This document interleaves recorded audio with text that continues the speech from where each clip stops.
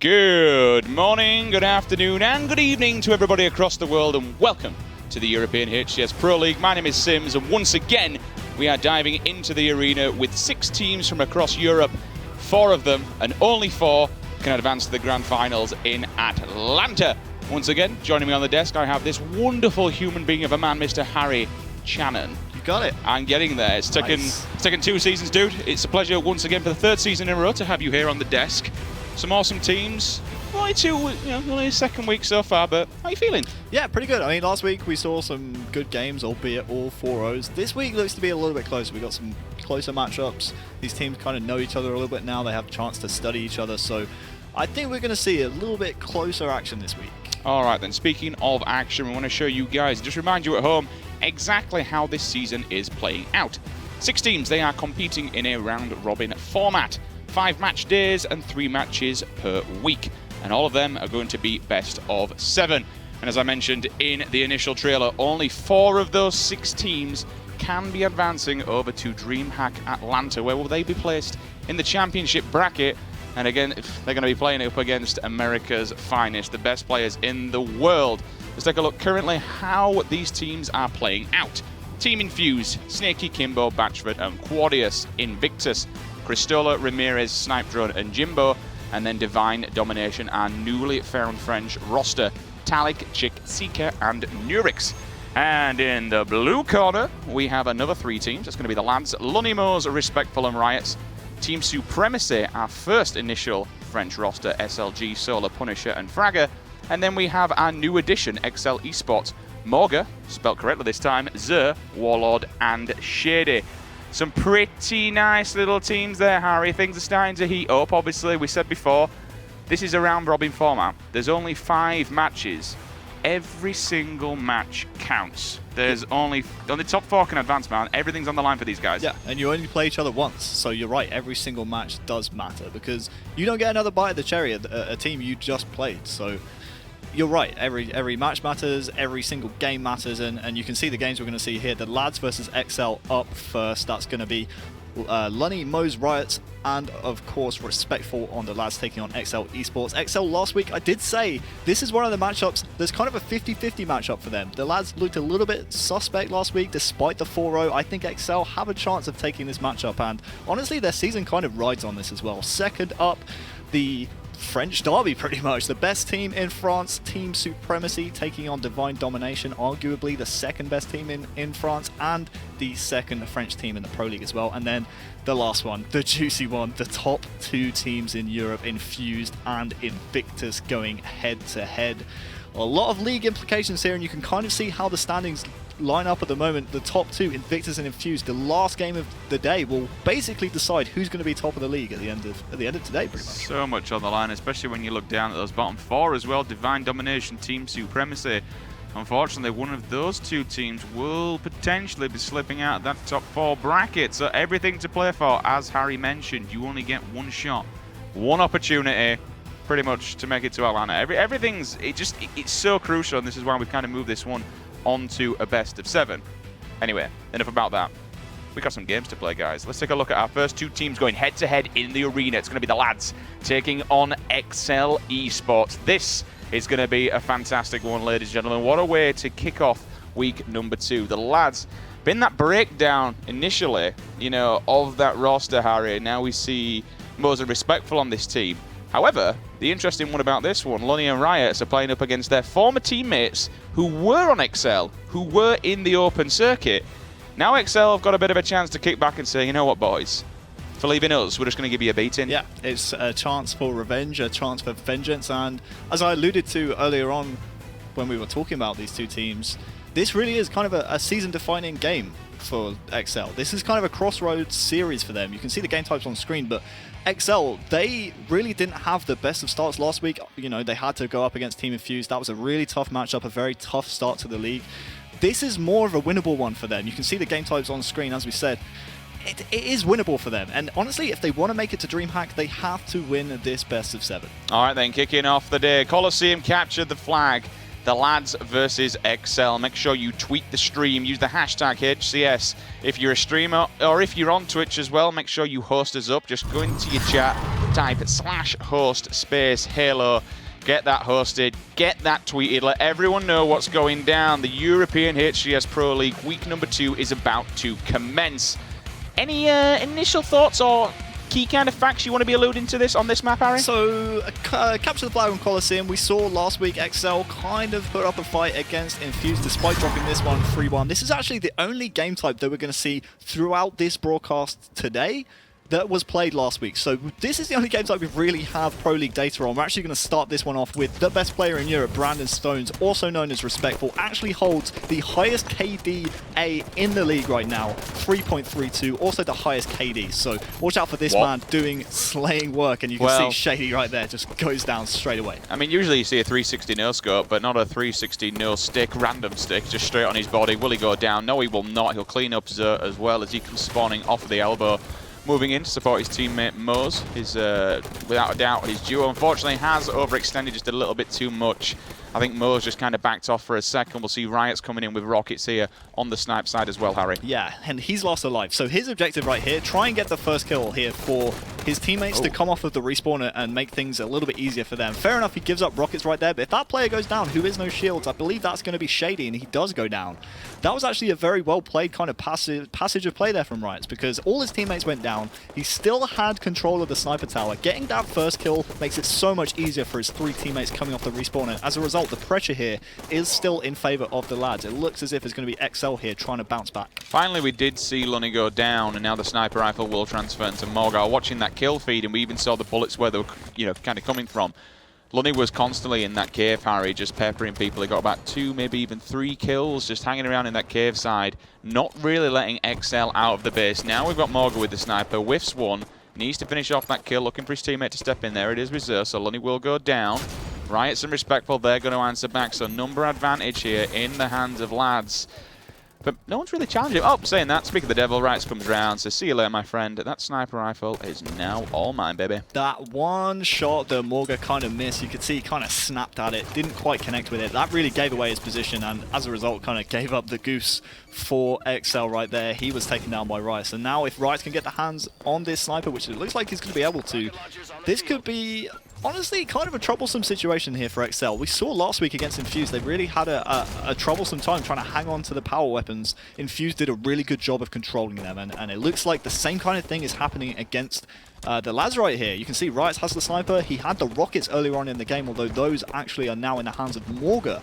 So watch out for that going forwards. XL so far not been too impressed with their power weapon control, but like we said, Morgar's just grabbed those, and it's going to be Morgar with the rockets, excuse me, but Riot still has with this sniper, and if you can keep tagging players and essentially try and find Morgar right here, who is hanging around bottom middle, and there we go, it's Riot to take him down. That's another power weapon out of the hands of Team XL. So they'll clear out the house, which allows Brandon Respectful to move across. Fresh rockets in the pocket as well, excuse me, has used one. Will he go down? Yes, he will indeed. Doesn't get the fire off.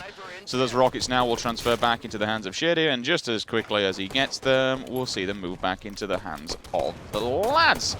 Lunny, been a bit of an anchor here, just moving up on this sniper side. Jumps onto the pyramid, we'll see one. Can he get him off? Bye-bye, see you later, Morgar. He's off. Here's a double kill as well if he can hit the shot, but Warlord says no. Yeah, that was very nice shots there from Warlord, actually, because Lunny actually has the highest accuracy on his team right now. He has 58% accuracy in Pro League play. Shout out to Halo Data, by the way, giving us all these interesting and cool factoids. But back to the man with the highest KDA in the league and also the highest KD. He's just picked himself up a double, and that's going to allow his team to push into the base right here. You can see he has Lunny above him. Moz is also chiming in with Magnum shots as well. This is a really good position for lads to start formulating a push as they continue to put pressure on the XL team right here. I wouldn't be surprised to see a flag run happening very soon. If it's one thing that I mean, he's going to obviously prove me wrong now, but the issue that I find with Brandon Stones is, I keep saying his name, excuse me, because that's what sometimes his gamer tag is, but when you look at Respectful's point of view, he's just so damn hard to kill. You know, quite easily sneak away and then just be a nuisance, kind of hang around, annoy people, put shots into people, but we see him with this huge KDA, all these huge amount of kills in his back pocket, but also it's the low amount of deaths, Harry. It's how he stays alive and then formulates to get even more kills. And if people just learn to shut him down, he's not going to be a problem, but that is easier said than done. Yeah, absolutely. As we're speaking, though, Rice is the man to pull the first flag. He doesn't have numbers at the moment, though. That's why you're seeing him kind of throw that flag out. With that first kill from Respectful right there, wouldn't be surprised to see the lads actually try and formulate another flag run, start relaying that flag. But again, it's good power weapon control here, actually, from Team XL. This is something they didn't do so well against Infused last week. Now they're actually starting to get these rockets, convert them into kills. You can see the success they're having here against the lads. So very nice stuff from Morga, controlling the rockets and also converting them into kills as well. That's something they lacked last week, and looks like they're trying to amend that this week. Well, taking a look on the kill feed at the moment, numbers advantage in the hands of the lads. A couple of them coming off the respawn though. Lunny's moving up as well, and instantly Warlord just cracks his neck and sees him fall. Over here on Snipe's side, Mose comes down as well, just checking and making sure no one is hidden in grass or inside the cave. We're going to see Max, aka Riot's, moving it towards the cave side, which usually you see him kind of go out the window unless they do have some support. He didn't have that level of support. Obviously, he knew some more information than what we did, which forced him that way. Easy return then from Warlord. Now looking onwards, three outlines on his screen. Harry, where does he go with this one? Honestly, I'm very surprised from the lads so far. It looks like they're just trying to desperate flags. I mean, you see Respectful right there. He's already in XL's window, and what's very surprising is the fact that so far they're getting the kills, but they're not straight into the base, right? You remember the old Fabi squad. As soon as they got that first kill, as soon as they got a couple of slays on the board, they were immediately in a position to run the flag. So far from the lads, it's not been anything like that. We can see Zer here already putting pressure on the enemy base, but looks like it's happening with both teams, really. Both teams really struggling to get into the game so far. I mean, we've got, what, just under 6 minutes left in the game. This game's been going on for a while. Lovely no-scope there, close range from Morga, but again, it's very scrappy so far, and neither team really had a stranglehold on this game so far. Riot's had the rockets, he was taken down, and for a brief moment right there, it was actually 4 down for the lads. Well, he's in a fantastic spot, but unfortunately looks away at just the wrong time. The story of every single Halo, you're scoping in, and the second you look away, someone comes walking around the corner. He's got to be careful of Mose, though. Mose knows where he's going to be, so somebody needs to take out that player on that team. Otherwise, he could be a problem. Now he's shown himself. He's got the rockets that could be a big kill. He's got a player down there who's not actually assisting him. Now, it's a tiny bit disappointing because, look, he's still alive. Morga has to come back and deal with it. It would have been a better scenario if Morga could have been left alone to do his own thing. His teammate cleaned up that kill. Now he's forced back for a second. The most disgusting snapshot again. That's the second one in pretty much in a row for Morga. Can he find a third? No, he cannot. There is one player there. Goes for it a second time, unfortunately doesn't find it. Now he's going to be finally taken down, though. That sniper rifle will transfer into the hands of Mose, and here comes a push. Yeah, a push comes, but you can see XL here are kind of going back to their old tried and tested. I remember a scrim result where they actually beat, I believe it was Team Infused on this game type, and despite Infused outslaying them, XL were able to come out with the win. Look at 2 down here, actually, from the lads. So good slaying coming in around Warlord right here. And this really should be 1-0, and I think it's going to be here for Team XL. And honestly, very important that they win this game. Looking at scrim results for the rest of the game types in this series, they definitely favor the lads. So very important here that XL take game number 1. And you can see now they're starting to get into a bit of a rhythm. They're starting to put flag runs together. Yep, both teams are going to pull one. We will see Riot's take out Warlord, end his run over here inside the maze. Moses just preempt him where this flag's going to be traveling. Will he get the beat down? Yes, he does. Doesn't get a second one, unfortunately. He comes through with the flag, smacks him down. He's going to die. Riots comes in with a double. We'll all say Respectful with 1. Now they answer back. Stealth cap. The medal pops up, Harry. So while all this has been going on, all this individual battling, you've just had Lunny, goes into the enemy base and is allowed to transfer it across. Stick it in the back of the net. We're all tied up. So while XL were trying to get a little bit greedy, got a little bit overconfident, Lunny just kind of snuck around the back door and pulled the flag and just allowed his team to slay around him. Morga with 2 there will start to swing the momentum back into the hands of Shady and Team XL. And again, the first kill here is going to be important because once again it's going to be Respectful around the backside of Team XL. So very important that Shady gets that kill, but now the numbers advantage and the flag is in the hands of the lads, and this honestly could be 2-1 right here if XL aren't careful. Big one-on-one. That's going to go in the hands of Respectful. That flag is pretty much sealed. There you have it. That'll be 2-1. One player comes in, scoops it up. Close call medal comes in, as Respectful we mentioned earlier on, stays alive. Might need to learn a little bit more to use that carbine, as he almost missed a few. But he got the kill, never mind those. You've got to teach that rocket lesson. Yeah? It's a big smack talker on this map. You've got to shut him down, otherwise... Give you some grief. allowing... How disgusting is it to allow your enemies to hide behind there? I know. It's terrible work. It's terrible, but... So biased.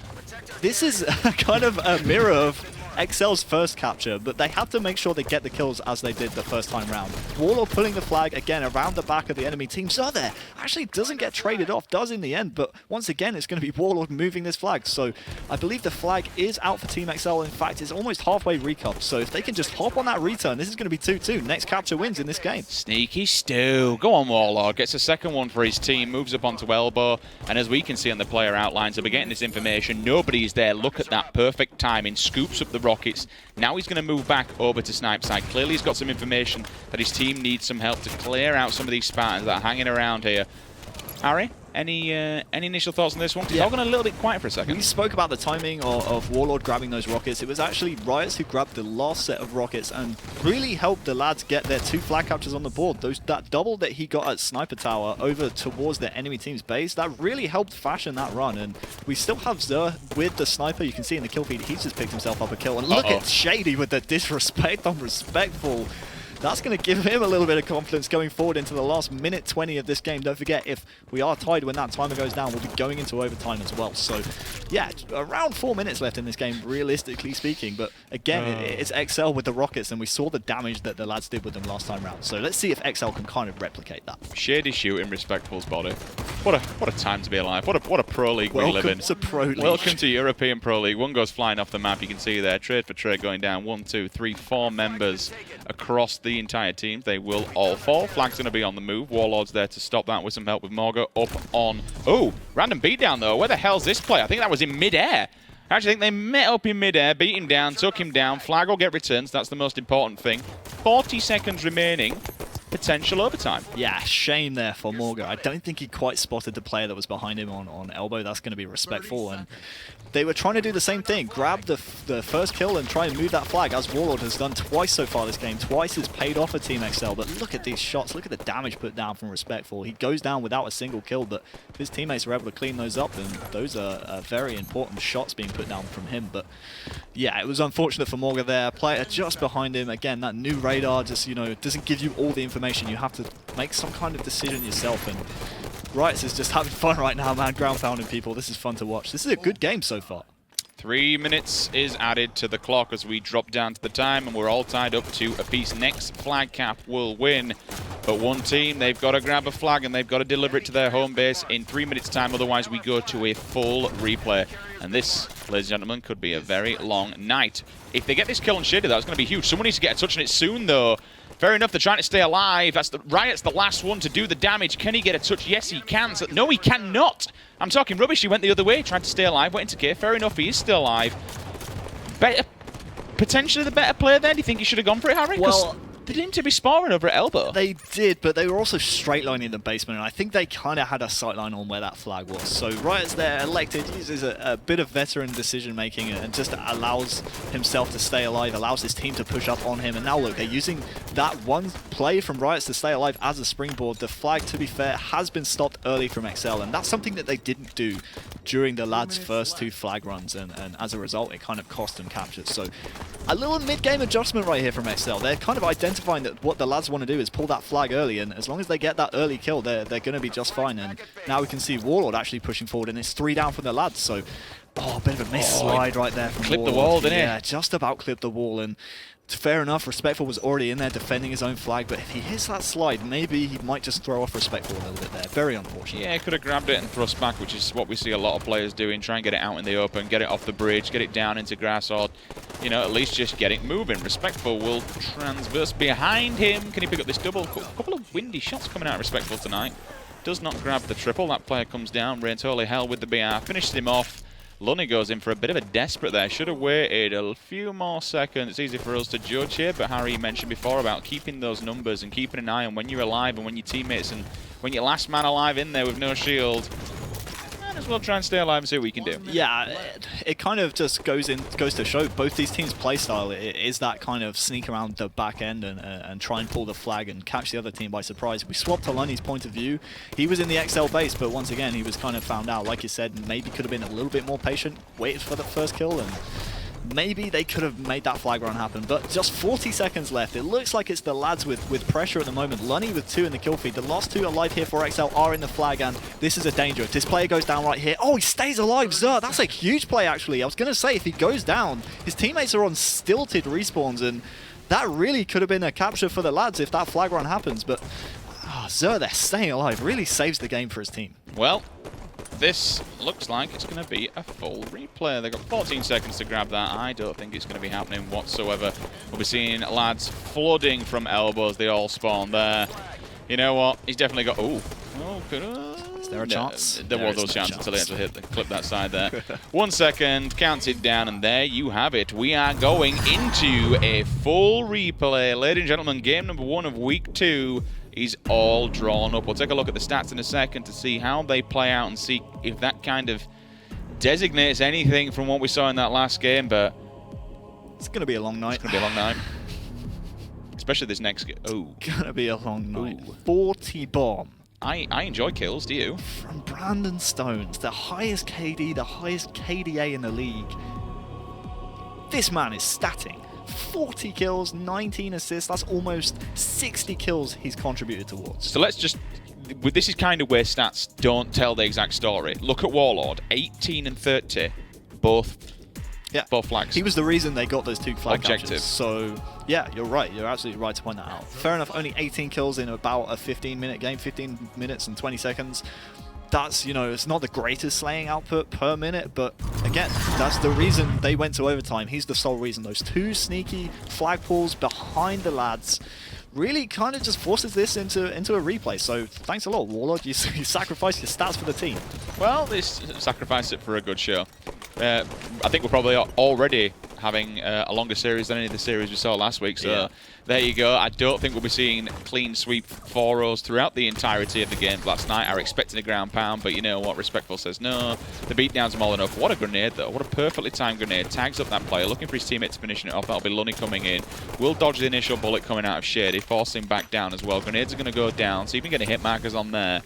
No one's stupid enough to follow. Find some free rockets. Does need to get those reloaded, I believe, as one player also has snipe. So snipe and rockets over on the side now of XL. It's whether or not they can put these toys to good use. Yeah, and it was the lads who did not put them into good use because it was Riots with the rockets at the start of the game, and Moz had the sniper that Morga actually took off of him. So again, we're just looking for these players to convert these into kills. Something that XL did in the first game is that they were able to convert them into kills. It was actually Xur there with 3 in a row. He finally goes down to the hands of Lunny. Now, if Morga can push in and work with his team, they also have Stu. That's going to be Warlord flanking around the outside. So I actually want to swap off of Morga's POV right there to see Warlord because he's going to be the key player as Morga's traded off. So that kill on Respectful, he is the last alive. He is no shield, but Warlord, once again, is able to move this flag. That's a cracking jump. I really like the direct run because he identified the players were coming off the respawn, and there we go. Perfect flag run once again from Warlord.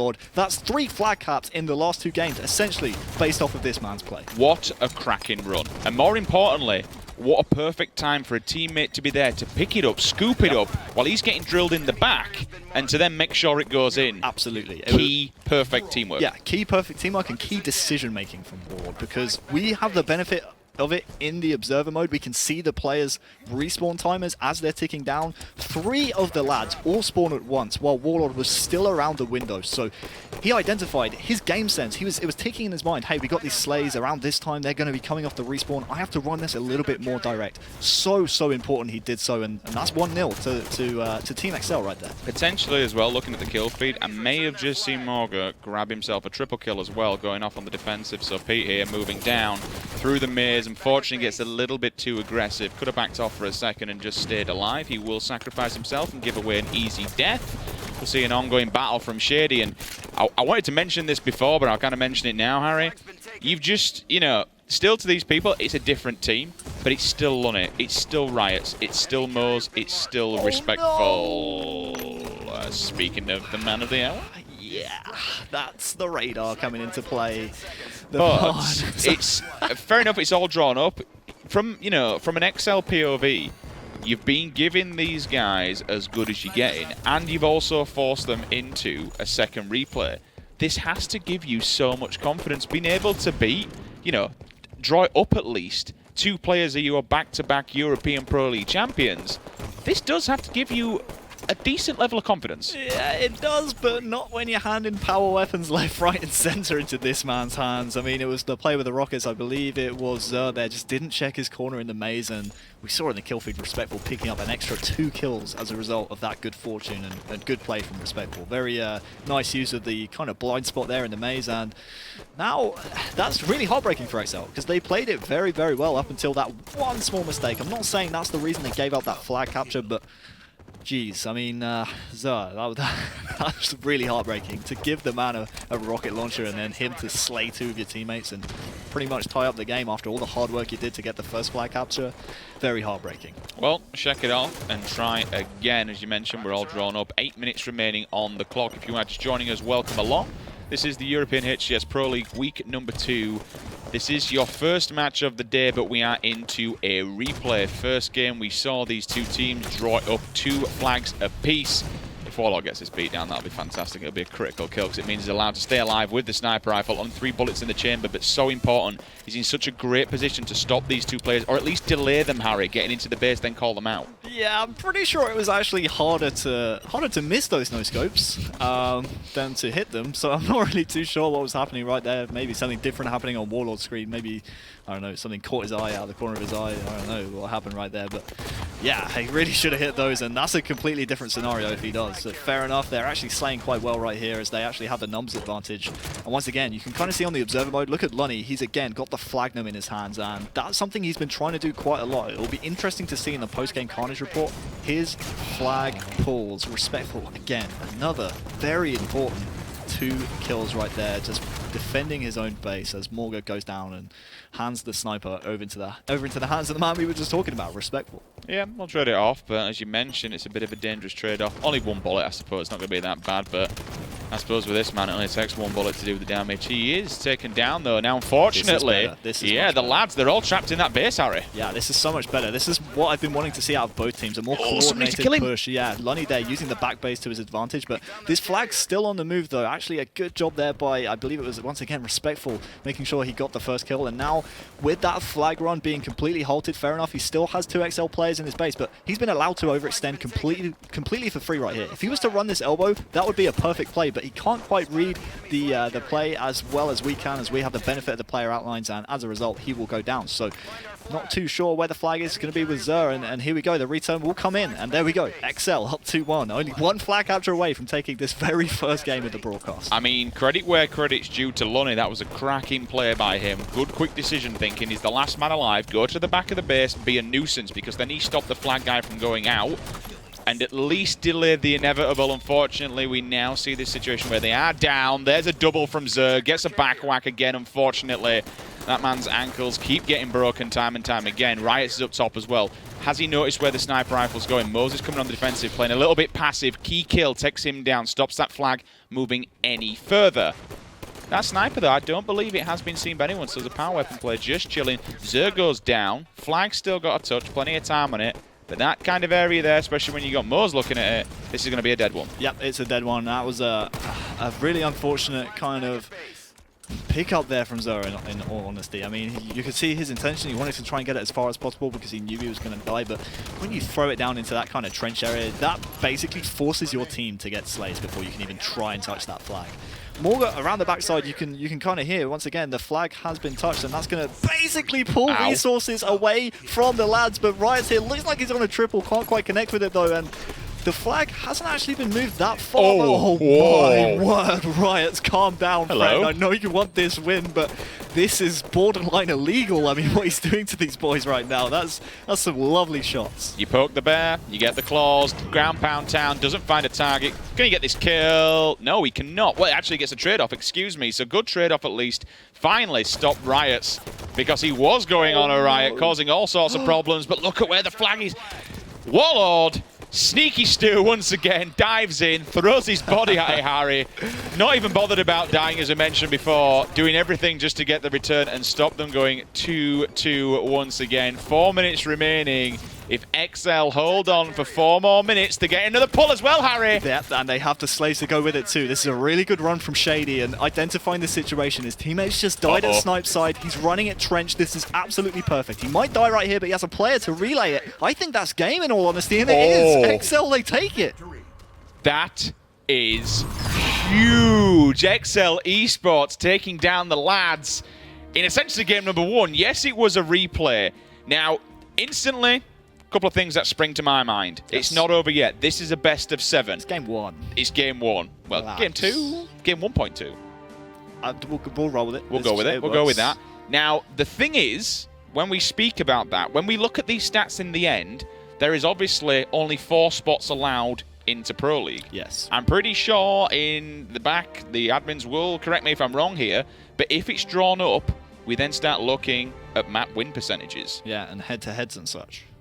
That right there is giving them a bigger, and I'm getting confirmation of me here, that is now at least giving them a map against these guys, which is good. The more maps you can get, the higher win percentage you're going to get. Potentially, could be game-changing. There's a lot of weeks to play for, but taking a game from these guys is no easy feat. And it was one of the matchups I said that if XL, they really want to make it to DreamHack, it's one of these series they have to win. They start it off perfectly. They take the first game. That's going to give them confidence going forwards, knowing they can win maps against this team. And it's really going to demoralize, honestly, the lads, because to go to a replay and then lose it, that's not a fun position to be in. I actually want to check out the flag grabs from Lonnie. Yeah, he had most on his team with 3. But we have to give a shout out to Morga. 21 kills, highest Slayer in the game by 3. He really put on some big plays. Peter wants to go to America. Yeah, the sole Dutch player in the league. I do really? Believe. Yeah, the only Dutch player. I remember back in the days, Lowland Lions, the old school Dutch players. Triple L. Yeah, they've all petered out. They've become extinct. He's the lone survivor. Well, putting on shows. Could be the only Dutch man in America if he keeps that one up, to be honest with you. The one thing we haven't mentioned... Pretty sure there's a few Dutch people in America. You mean Halo players, right? Yeah. Gotcha. You gonna do me like that? Well, I'm just, you know... Live on stream? I mean, I'm just... Whatever. Come on, bro. We'll move on. Do you want firing? No. Well, I can't fire because we don't have another caster. Yeah. Just a quick one on that one. You will notice our child is not here. Little update on Mr. Daniel Gaskin. Daniel Gaskin, unfortunately, will not be doing the Pro League any further. Dan has essentially... He's working on a TV series, and unfortunately the times are going to be clashing with the times of the Pro League. Dan is extremely gutted he can't be with us, and so are we, because the TriCast was it's been amazing. It's been so much fun. I think we speak for both of us. He's going to be extremely missed. He misses Halo. He was looking so forward to coming back and doing this, but it's a bit of an opportunity the guy can't turn down. So make sure you tweet Dan. Wish him the best of luck. Obviously, he's still working here. Nothing that's changed, but he's just moving into the TV side, which is big for Dan. And honestly, best of luck to him. It's going to be amazing. Yeah, we're so happy for him. Unfortunately for you guys, he is not the main analyst anymore. I am, so you kind of have to listen to some. I don't think we're doing bad. I mean, we're doing all right. I'm trying to talk a bit more rather than shout, scream, and tell you guys at home what you're seeing on screen. We're coping without him. We're coping. We'll miss him almost definitely. So yeah, back to the series though. Regret Slayer. This actually is a kind of a bogey game type for XL. They've been scrimming a lot, probably one of the most practiced teams in the league. They have yet to win this game type in scrims. They are 0-4 on Regret Slayer. Yes, yet to get a win. Again, we're control your OS, boys. Coming back to the statistics here in the Pro League. I would love to use Pro League data, but as I said before, Capture the Flag Coliseum, the only game type we're seeing tonight which has been previously played in the European Pro League. So we really don't have any other kind of data to go on, and there's a... No, give yourself some credit. Everything you said last week came true. It did come true, but again, you have to take scrim results with a pinch of salt because it's just online practice. and every single game of Halo is different. But it is worth noting, XL have never won this game type in scrims, so if they take it off the lads right here, wow, we spoke about the last game being a confidence booster, this would be a colossal confidence booster. Once again, big shout out to Bad Dub and Halo Data Hive for providing all that information. There are many other content creators, website designers, people making tools, using the API, using the statistics, giving us all these tools and all this information to pretty much bring you guys more information. You know, we kind of says it's all about giving you a bit of an overall thing, not just speaking about, look, he's got a gun, look, he's here on the map. We want to look at these stats. We want to look and say, does this mean anything? And you kind of now, obviously, we mentioned we're not going to be doing this TriCast. We're going to try and talk a little bit more about these and break down the game just a bit more, Harry. So we saw Riots at the start of the game pick up the overshield. I was actually going to give a massive shout out to the lads for identifying the counters to the overshield, right? The only thing they gave up was the plasma caster to Shady, but that's already back in the hands of Respectful. And look at the kind of kill lead at the moment. It's +4, +5, back to +4, but Lunny grabbing the plasma pistol off the start basically means Riots won't be drained of his overshield. Fair enough, Riots didn't put the overshield into the greatest of use, but taking the plasma caster out of the hands of Shady means they have both of the counters to the overshield in their possession. So if Riots puts that to a little bit better use, maybe plays a little bit more aggressive as Lunny's ridiculous shots come back into play. Again, must remind you, highest accuracy on his team, and he's teaming with Mose and Respectful.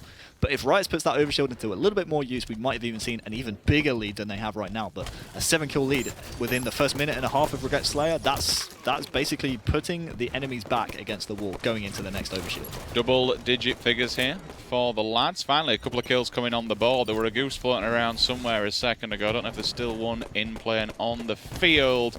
3-kill deficit here. XL doing well to bring that one back, because when you start to get in a hole like that, Harry, it can really begin to whirlwind out of control. Yeah, it can, but what we just saw there from Shady and the XL squad, a reason they're not the best at this game type, I've just kind of identified right there. They pushed into red very, very quickly, and only one of the lad spawners actually had appeared in red. So by pushing that one spawner, you get a +1, but the rest of the enemy team spawn the other base where you're not collapsing on. So yeah, they're maybe collapsing a little bit too early when they have the control onto the enemy team's base, but check it out, it's all tied up, and Morga grabbed the next overshield despite them not getting the first one. So yeah, XL playing this actually very, very well despite collapsing on the bases a little bit too early. Something to look out for in the future. And despite being down 10-3 at the start and losing that first initial OS, 15-3, now got a 2-kill lead.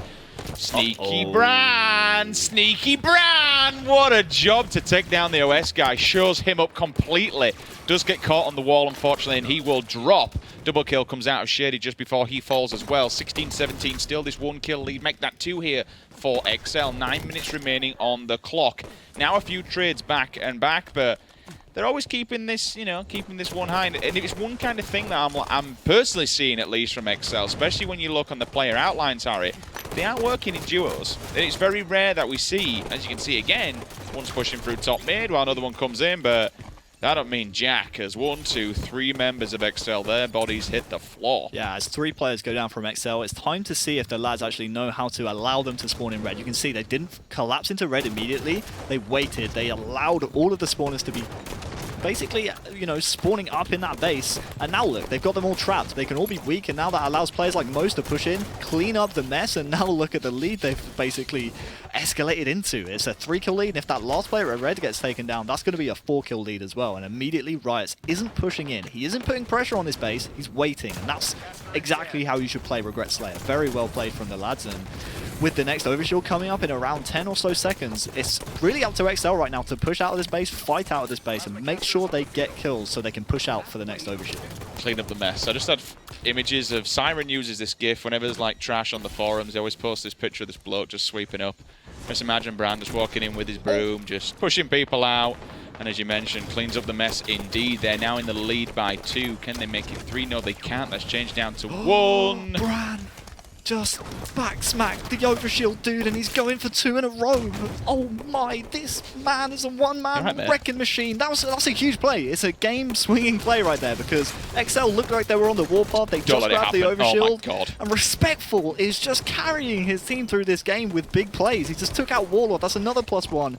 And instead of being down in this game, having to fight an overshield guy, they now have XL trapped in the base. They have a 6-kill lead, and the overshield is a non-factor, all because of this man. Absolutely critical plays. Incredible stuff. Oh my. And there's a perfect killing Just watch spree this as well. man every single game, please. He's just a beast, man. I saw you getting carried by him the other day in Arena. I got up to Onyx 1700. You did 4 and 13, and he carried your ass. I wasn't even trying. Give so, over. well, Give over. Wonderbrand, look at you wannabe. I was in autopilot. You're a wannabe. Okay. 29, copied his hair 36. and everything. Okay, I just want to be. You don't want to copy his hair. Don't ever copy his hair. 29 and 36, I mentioned. Looking at Zer's POV, catches 2, is forced back. Teammate that at least comes in the form of Morga will clean him up as well. Respectful find. Shady Morga also finds Linus. That's 2 in a row for him. Moves up on the seawall, just checking if anyone's spawning in that base. Now we'll move inwards. When you move into a base, Harry, like that, what does it kind of do to the spawns on the opposing team? You know where they are. They've moved out, essentially. You've pushed in. Where are they going to be looking, and where do you want your teammates to follow up from that one? So by pushing him right there, he kind of had an idea that by pushing into top of blue right there, he knew they couldn't be anywhere around there, right? They had to be underneath the base, or they had to be either at car or pink. As a result of the play, there was actually players on both sides, as this next overshield coming up right now is going to be critical for XL's future in this game, to be honest with you, because they're down by 7 right now, and if they don't grab the overshield, they're going to allow players like Respectful to grab that and just have extra health. So that's not something you want to be doing, but 2 players go down. I believe the overshield's actually picked up by Zer, so he needs to make sure he's not melted right here. He's surrounded by XL. How many times surrounded does this by have to happen? Players, and he gets taken out. But coming back to the point, by the player pushing into top blue right there, you have to have an idea. They're either at pink or they're either at car. There was actually players on both sides right there. So, yeah, unfortunate for the player pushing in, but check out the score, though. It was so close for the majority of the game, but now it's only 4 kills away for the lads to take this one. I could be wrong, and tell me if I am wrong, but I believe the last 3 OSs we've seen picked up have all been XL, and they've got no kills with it. Within seconds of picking it up, they've just been wrecked. The last 2, definitely, yes. They've just been wrecked every time. Players just absolutely dogpile onto them, beat the crap out of them, down they go. You're not allowed to make any work with this, and this could be a 10-kill lead. No, it's not. It's going to prove me wrong just as I say that. 49 and 41. Respectful looking for this last kill. Riots comes in, finds Shady, overhanging on that car side. Down he goes. Game 2 then. The lads answering back in a nice way. Yeah. You know, that's 8 kills at the end there. It's a good little lead. It is, and I think we just saw why XL at 0 and 4 in scrims on that game type. I mean, we saw when they had control, they were pushing in way too early. They could have had a massive advantage by trapping the lads in the base, and instead they pushed in a little bit too early, allowed players to spawn out. Only 1 player spawned in, they only got 1 kill for their control, whereas on the lads side they just played it a little bit more patient, allowed all the spawners to spawn in the base and then trapped them in that way. Can I ask why you think, even at this point, you know, fair enough, Respectful, he's not got the most kills, but when you look at the assists, he's got the highest in there. How does he keep the deaths so low? I just can't get my head around it. We mentioned earlier on about how sneaky he is, and I just don't get how he just keeps his deaths so low. It's incredible. Yeah, sneaky Bran, I think definitely comes back to it, but the fact that he has more damage than Lunny as well, who has more kills than him. So that would suggest he's not hanging back and baiting his teammates and just doing nothing. No, he's just being a thorn in the side. It's really it's hard to put a label on Brandon Stones, right? It's hard to put a label on Respectful as a player, because he's not really a supportive player. He's not really one of those players who flanks around. He's just a player who you just can't keep tabs on. It almost reminds me kind of Ramirez in movement, but also of Lunny in aim, and also of just a bunch of different players. There's just so many factors that go into him as a player and why he is regarded as the best in Europe. I mean, the stats he puts up, specifically in the deaths column, is just out of this world. He gives so much to his team, especially in Slayers. When you're not putting out many deaths at all, it helps your team out massively. We always knew this guy was going to be a bit of a beast of a player back. We obviously went through Halo 4, we went back to Halo 3 in Europe. And these FFAs that were put on by the communities and tournaments, Brandon Stones was winning a lot of them. I remember back at EGL, I think he tanked up maybe 3 Halo 4 FFAs back to back to back. The man is an absolute monster, and this has only transitioned into Halo 5. Kicking things off then, game number 3. If you are joining us, ladies and gentlemen, welcome along to the European Pro League week number 2. You are watching the lads versus XL Esports. The lads, they did lose game number 1, which was Coliseum CTF, and that was in a replay. Oh, XL though, unfortunately, they did get answered back as the lads picked up that previous game, regret TS. We've now moved into game number 3. We are here on the rig for Strongholds. Harry, really quickly while this one's just getting started, Strongholds on the rig. What's the meta? What do you want to be looking for? What are teams needing to do to get a big win on this? So old school kind of summer season, even back to Worlds 2016, teams kind of identified as the 2 main strongholds that you want are the Nest and the Basement. Now, honestly, the main stronghold that you want is just that Nest, purely because it is so hard to push for, because that bridge is so exposed and you can get melted from players at Carbine as well as at Engine 2. So very important that teams have control of that Nest. Right now it's Excel, and you can see they are actually kind of pushing into a lead, because even if you lose the Basement, you lose the BR base, you can easily flank round to the other one. Whereas if you lose the Nest, it's so tough to get it back, because you can be put pressure on, you can be naded from like Minicat, you can be naded from Carbine over here. Like you can see Brandon Stones right there, Respectful actually trying to push in by himself to that Nest. It's only halfway ticked for his efforts, and now they have the first kill and no reset is actually coming from XL. But look at the pressure coming in from Engine 2, and if Shady straight lines this reset as he should, that's going to be, once again, Nest still in the control of XL. So yeah, good job from them identifying the main stronghold on the map, and now all they have to do is formulate one push to either BR base or to the Basement, and they'll regain scoring. It's pretty good to see how between World Championships though, the style of how you play Strongholds has changed. Before it was, you know, try and lock down 2, as you mentioned earlier at the start. Pick your 2 and try and lock them down, camp back a little bit, get a set up, you know, like old school Halos. You can't really get that in Halo 5 these days because it's just so damn fast. But, you know, kind of get a bit of a setup, sit back, keep them 2. But now it's just push the triple, as you mentioned before. Don't let the bleeding stop. If a team is pouring points, just keep it flowing, man. I think Respectful was very annoyed with Lunny right there, because Respectful had both the scatter shot and the railgun in his position, and no doubt was saying, hey, Lunny, leave this camo for me, man. I got both these weapons that I can be sneaky with. And Lunny still grabs it anyway. So I think Respectful probably not the happiest with Lunny right now. And honestly, if Respectful goes down right here, if he has camo right there, he probably survives. He probably gets multiple +1s for his team, and that's going to allow his team to push around and maybe grab more strongholds. But we spoke about this Nest stronghold being very key to this game type. It's going to be Warlord at the moment, solo capping it and surviving and grabbing it as well. So even though it's the lads pushing through BR base right now, that's an easy kind of slayable area. They actually defend it, get the reset, and now look, Warlord being sneaky, taking down players with a scatter shot in Whitehall. This is very well played so far from XL. Lads, they need to be very careful here, because it's actually XL playing this game type very well. It's just little niche things as well you see some of these pro players doing. And as a player, and you start playing this game, you notice these things. But even when Warlord was capping Nest, you just saw him with no shield take the preemptive step out, just expecting someone to come around the corner.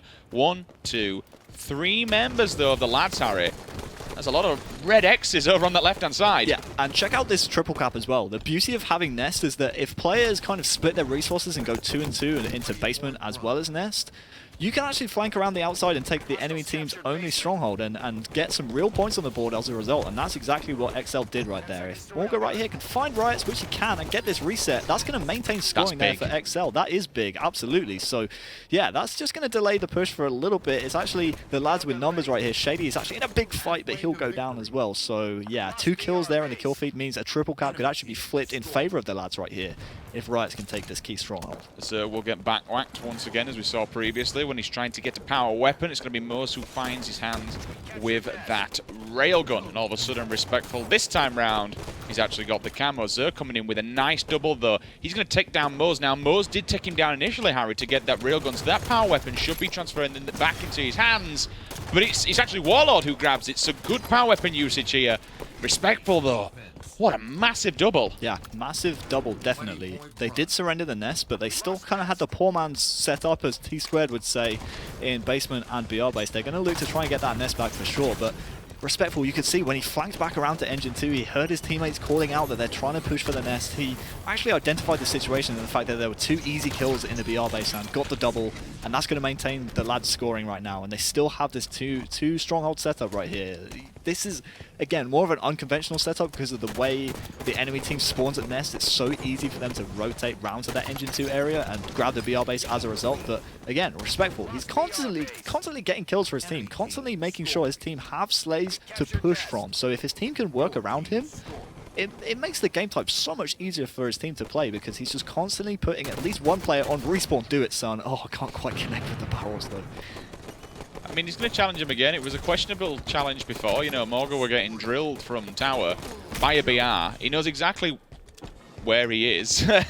He did push out and he just got finished off straight away. Why you would give him 3 kills, I don't know. You know exactly where he's going to be. Love the play. Ground pound stall as well. Not only gets the thrust stall, gets the ground pound stall to hover there for a few seconds. Fair enough, he did go down, but a fantastic attempt just abusing those abilities within Halo 5. Morgan's going to try and opt to go, and again, ground pound stall and the thrust stall as well. Doesn't actually end well for him either. Warlord with the railgun will choose to try and back off. Unfortunately, the grenades, they are too thick, they are too fast. Brandon's going to try and stay alive for a few seconds, but unfortunately that plasma grenade has put down. As you mentioned, rest in peace, friend. Yes, rest in pieces. Shady did grab the camouflage, that was burnt. The nest currently in the hands of XL, so if they grab the BR base right here, they will actually trade off basement and BR base. They need to be very careful of Lunny though, because he captures those players scampering away from the BR base. That's again going to be slays for his team. Potential for a triple right here if he only held on to it. Can't quite connect with that one though, but yeah, this is actually a very close game. I'm surprised at this. You know, XL with the majority of nest control so far in the game, but that's actually going to transition over to the lads. Despite the majority of the nest control, it's been a very closely contested series so far, honestly. Even in this game number 3 right here. I mean, we've played so many game types in this series already. I mean, obviously we had the replay in game 1. I almost forgot what game type it is, but check it out. They're actually pushing for a triple right here. If Lunny's not careful, he actually could go down before he even grabs the BR base, and it's actually reset there from XL. So this is a potential for a triple. If they can maintain this for a while, this game could be put to bed here from XL. I've got to ask, do you think XL have just figured the lads out? Do you think they just know the weak spots here and they're just completely playing it off against them? Maybe. I mean, looking at scrim results, the lads 1-1 on this game type, XL 3-3. So maybe the extra game time on this game type is helping out. Oh, he banked it off the wall! Yeah, is helping out XL at the moment. As we're saying that though, XL still scoring. Mose will go down, but yeah, that shot off the wall from Mose, very well played. A lot of players very privy to that now. Do you remember, which player was it? I believe it was Cristola. It was Cristola, right over there in Engine 2, where he hit it off the roof and cracked him in the head. That was the play that kind of turned everyone's head. It's become such a common thing now. We're even seeing North American pros, because of the scatter shot spread, actually bounce it off of the floor to get more of a tight spread and make sure all of those scatter shot bullets hit. So yeah, players definitely kind of figuring out the scatter shot late into Halo 5's lifespan. Respectful there going down before he can even grab Ness is going to allow XL a few more points. And check out the score, 98-71. Riots needs to save the day. Is last alive. If he goes down, it's game. And it's game. Yeah, there was an attempt. There was an attempt indeed. But XL, they will claim victory in game number 3. And they're going to go up in the series. This is a series. Didn't I say this is a series that XL could win? It's definitely looking that way at the moment. Fair enough. It's only 2-1 at this moment in time, but they're really giving it to the lads at the moment. Right, it's just the 7 kills from him. 10 assists though. Yeah, the lad, you know. 10 assists, but you have to look at Lunny. I mean, he's doubling Riot's kill output and still maintaining those 10 assists as well. Once again, respectful. Lowest deaths in the game. Definitely statting right there, playing for his stats, almost definitely. He's going to be keeping an eye on Halo Data Hive and making sure his KD is up there at the top of the league. A quick look at this objective, Harry. Let's have a look and see what kind of players were pushing hard on these hills. They got, you know, at the top there, you can see Shady just running around, but getting the kills as well. You know, credit to the man, where credit's due. 3 defenses, 3 secures, 7 captures, and then at the bottom, fair enough, you got a negative 3.0 KDA coming out of Morga. But if you go back again and have a look at his stats on the Strongholds, it's the secures for me. The man is clearly just running around thinking, all right, someone's in there. There was a clutch point, I believe it was Lunny, where he was doing the one-on-one we were trying to go for the hill. He just kind of dive bombed him, stopped him getting that hill, so Again, stats don't matter. It's all about objective when you're playing objective, and it's all about that W at the end of the game. XL will claim victory, and boy, oh boy, do we have a series on our hands. Yes, we do, and the next game type is very interesting because... Explain to me. Truth capture the flag. Yes. And think about the players on... This is no disrespect to XL, but think about the players on the lads. Right, how many times on the old Fabi squad have we seen Mose flanking around the basement? Yeah. Respectful, flanking around the basement, and just using his dominant shot and Lunny's accuracy as well. I spoke about it. Actually highest on his team despite being with those two Fabi players. On a map like Truth, it's very important you're landing your shots. It's very important you're putting damage down. We saw SLG last week from Supremacy. He had 3.3 thousand damage against Invictus, and his accuracy was off the scale as well. So I honestly see this one going to the lads. I see this series being tied up 2-2, and from there, who knows? But again, we can't count XL out. I mean, they've put on a show so far this series. Is definitely a series that they can win, and to get one step closer towards that, they have to win this capture the flag on Truth. However, worth noting, not a favourable game type for them. In scrims, they are 2-6. As well, when we think back to last week, what happened to them on Truth, their hopes and dreams were crushed in that 49-49 with Batchford just up on, unfortunately for him, the king of P3, I want to say, surviving. They did go down. They had a 2-kill lead. Unfortunately, lost it right at the end. So second time round here, fair enough, it's not a Slayer, but it is still Truth. Time to make amends. And look at that. How many people just dogpiled onto Respectful, stop him from chasing that flag. No overextenders. Yeah, no overextenders right here from the lads. Apart from Mose, just about sneaking in. He needs a ball though. Why would you go for that play? And Shady lets him know. I was going to say, no overextenders means that's a free flag, but Mose overextending at the last moment means the flag is on the move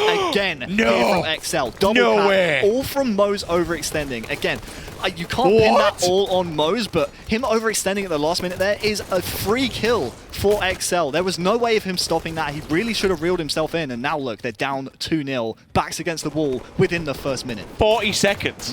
40 seconds. That's what happens. Two flags in 40 seconds for XL. That's massive. Yeah, when you overextend poorly like that, good teams will punish you, and XL, despite their scrim record, 2-6, they've played that very well. They identified that Mose made a little bit of a mistake right there. I don't want to bash him too hard because, again, it wasn't all on him. It's a team effort, exactly. But yeah, the 3+1 there for XL definitely paying dividends, and they got 2 flag captures in the first minute of the game. I'm just looking to see if anybody's coming in here to try and stop Lunny from putting this one in the bag. Yes, they are, but Zer's there to finish him off. We've got Respectful up in the corner. Can he get it? Oh my word! Dives out the way. Shady comes in with a beatdown. Stop Respectful from getting a touch on that flag. Absolutely critical kill. In fact, they still managed to get it. So the flag's still alive. I actually thought they got a return on it. And there you have it. A clutch play. I thought they genuinely managed to scrape that one back. Unfortunately, they haven't, and all of a sudden, we do get a flag capture coming out of the lads, so they cut that deficit by 2 down to 1. This is a wild game. It's a wild one, definitely. Mose is in position to grab the new camo. He's just slammed that one in his chest and wins the battle versus Warlord as well. But that's kind of what happens, you know, that's kind of a difference between overextending as a team, as XL did right there. They were literally moments away from that recap, all because 3 players overextended at once. In contrast to Mose overextending just by himself and pushing into the base by himself, you know, it kind of hemorrhaged flag captures. And honestly, sometimes we use the term hemorrhaging deaths. It's not often you say hemorrhaging flag captures. And yeah, that's really how you should overextend as a team. They were moments away from that recuff, but the lads coming up clutch and making sure that flag capture is good. And now look, they're actually piling on the pressure here in the base. And Morga very rightly working with Zer right there, pushing back into their own base. Very important they clear that one out. But Riot's here cutting off that pink attic means that flag's going to be free to run, and actually gets 2 kills as a result. And that flag will potentially be going in. Shady's there to at least grab it and throw it out, so that'll be downstairs. Mose is going to opt to leave it for his teammate to pick it up. He's going to try and get the return. Is any... No! That's going to be Zer. Does he get a touch? Yes, he does. Lunny's there to at least get a beat down. That flag's still out in no man's land. 1, 2, 3 members. They're all going down bottom, middle. In fact, they're not. They've opted to go back up. So that flag, that is going to be a re, you're right. Yep. Oh, not quite though. They actually come up clutch. No! Oh my. Mo's double. That's Triple. I thought for sure. Mo saves the day. I thought for sure that was a recov with Shady and Warlord both double hopping that recov. Again, the lads coming up clutch. This is crazy. They're responding in kind to XL. They're not done in this series yet. Oh my. So at least, you know, fair enough. As you mentioned at the start, Harry, you didn't want to bash him too much. Mo's did overextend. They did get that double cap back-to-back, but then he comes in with a triple. And what a time to clutch up. Triple kill comes in. He stops that one. We're going to see another one bagged here for the lads. We're all drawn up 2-2. Oh, something reminds me of game number 1. Oh, I'm getting flashbacks. Definitely does. But when we were looking kind of at the schedule this week, we honestly thought this would be the weakest series to watch. No offense to either team, but it was very important for XL to win this one. The lads, not so much. But look at this series so far. Both these teams going absolutely head-to-head. This has been a really fun series so far to cast. 1, 2, 3, 4 members of XL. They're all kind of tanked up in that corner. And now they're getting pinched, Harry. They're getting boxed up. They're getting all... Make that 3. Now all of a sudden there's only 1 left. And he's gone. And yeah. I think you can kind of talk me through this one a little bit. They were all together in a block. Why would you stand together like that as a unit? Well, it worked for them in Coliseum, if you remember correctly. The last flag actually here being run. They have 3 down here as well, so this really should be game here for the lads. I'm not sure who's up there. Lenny actually jumps up himself, and that's going to be the game. But yeah, wow, despite the 2 flag captures in the first 40 seconds for XL, they don't win the game. So, who do we give... How does this one work out? There were so many things that happened in that game. I know, but I don't know. What kind do you say more? Do you say that XL tilted a little bit and choked? Or do we say that the lads clutched it to cap 3 back-to-back-to-back? I think the lads definitely clutched it. I mean, it was their kind of anti-goal line stands, if that makes sense, right? Where the flag is about to be captured. So many times, teams aren't coordinated enough to pull off those clutch touches and kill players on the return. There was a point on the second flag capture they got where I called it. I said it was a return on the casting, and I was completely wrong because despite Shady and Warlord both double hopping that re, not quite sure if they jumped on it at the same time, they both went down. And it takes a lot of teamwork to take 2 players out on a recov, and lucky they did so, because now we're all tied up in this series, and that is definitely going to be tilting for XL. You're right. I mean, they had a chance to go 3-1 up in this series. They captured 2 flags in the first 40 seconds, the perfect start to the game, really, and they still didn't come out with a win. Heartbreaking. Honestly, I have no idea how this series is going to go down. We could potentially be seeing a game number 7, but the one thing that I still want to say, light at the end of the tunnel for these guys, even if they lose this series, which I'm not trying to say they will or kind of curse them, but still taking 2 maps against a team like the lads is good early on because of their map win ratio percentages. If we come down to draws and stuff, they're going to have a better percentage, which could potentially see them through to Atlanta. Still plenty of work to do. This series is not over by any means. So moving into the Plaza Team Slayer. Game number 5. Make sure you tweet this stream because honestly, I can't say which way this is going to go. I really can't. I'm now going to be looking at XL. Whether they get absolutely slapped about on Plaza, because if they do, you really know the loss of that last game is going to be hurting them. They're going to be tilted, they're going to be annoyed, and whether the teamwork and things fall apart, this will be the telltale sign, because we could really see potentially the lads just steamroll these next 2 game types. If they kind of kick them when they're down, so to speak, and just roll. I don't want them. I think roll over and show the belly is the way you put it. Yep. I don't want to be seeing XL doing this, and it's going to be a telltale story. Yes, definitely. This next game is huge for XL because the lads right now, they have the momentum. They broke the momentum of XL in that last game. Like we said, they got the first 2 flag captures. It was the perfect start for them.